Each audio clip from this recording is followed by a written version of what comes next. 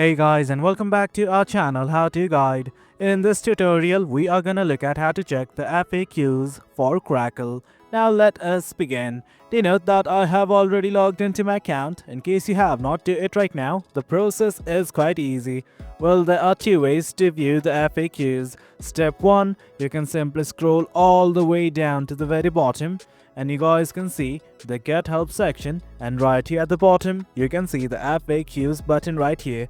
Else, if you do not want to take this trouble, what you guys can do is simply hover over this My Account button at the very top, and from here simply go to Settings.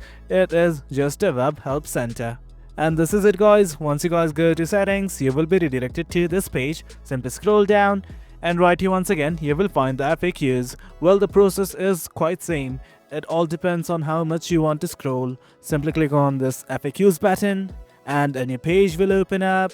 And guys, this is it. This is the FAQs page. You can simply look at the questions and the answers provided. Well guys, that is it. That's how we go to FAQs in Crackle.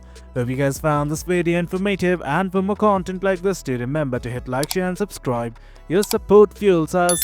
Until next time, thank you.